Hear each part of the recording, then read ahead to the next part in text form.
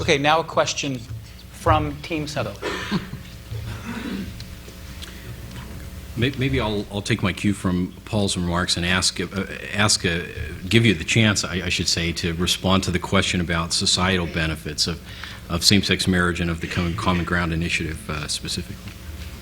In other words, we've heard about the benefits that it would give individuals to be given these kinds of government benefits and increased dignity and all that. But what about the social good of same-sex marriage or of the Common Ground Initiative, whichever you want to respond? Well, let me just start by saying that based on the parameters that was requested by Paul Merrow, marriage and the benefits of marriage are not to be discussed. Adoption is not supposed to be discussed.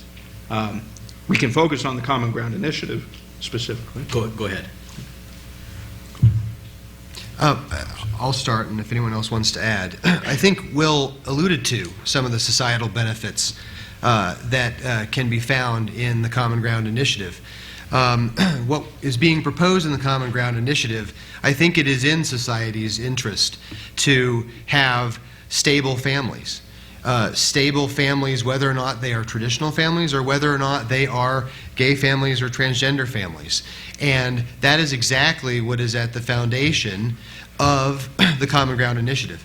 The bills that are proposed help these traditional and non-traditional families be stable in times of crisis and need. It causes instability when someone is unfairly fired from their job, not based on performance, but simply because they're gay or transgender. That throws family, anytime a job is lost, that throws a family into chaos. And to the extent that we can create a world where families can have stable jobs, then that is benefiting society as a whole, because then you don't have people who can't find work or who are on the government rolls.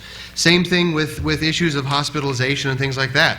Whenever we have situations where we have families that are not stable or that are affected by a tragedy, I mean, like wrongful death, for instance. If my partner, or if I am hit by a drunk driver, I'm the breadwinner for our family.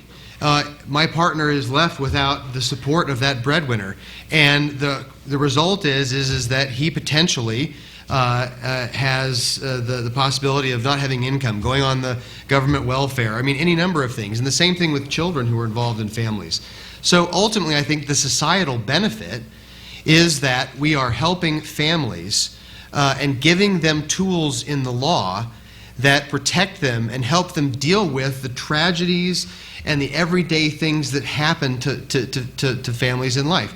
I mean, there are innumerable things. And the reason why these benefits exist to help traditional families is because there is a thought that the law can serve as a minimum safety net of protection, that it can serve as a framework to help families deal with issues that come up. Well, there's no reason why, if you're going to afford those same structures to traditional families, that you shouldn't afford them to other families simply because the two persons at the head of the household happen to be of the same gender.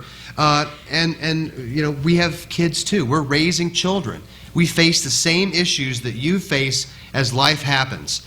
And there is a societal benefit to making sure that as many families are stable as possible. There's also a societal benefit, a societal benefit in maximizing efficiency and productivity in this economy. And when you focus on evaluating employees based on whether they can do the job instead of who they love or go home to, you're going to maximize that efficiency for society at large, which will shorten the recession that we're in and speed any economic recovery. We have time? Yeah, a minute 20. If we do have a little time, I just want to loop back to the previous answer and correct some of the misstatements about the law. I was glad to hear Bill Duncan say that what happened in Massachusetts, Connecticut, and California can't happen here because of Amendment 3. The idea that somehow a federal court would look to the Common Ground bills to strike down Amendment 3, I think is false. Utah law does not have an impact on federal law. When federal courts decide federal law, they look to other federal laws, not to Utah laws. So I just think that that's wrong. If they were to look to federal law, by the way, there's something called the Defense of Marriage Act, which would prohibit them from recognizing gay marriages under federal law. The other issue that Mr. Christensen raised is that the California Supreme Court somehow overruled the will of the voters. I just want to be very clear. What happened is that California voters passed a statute, a law, banning gay marriage. It was subject to a challenge under the California Constitution. The court decided that the Constitution trumped the amendment, and now California has a constitutional amendment. And when you have a constitutional amendment, courts cannot trump that. They can't ignore it, and they can't overrule it. That's on appeal right now.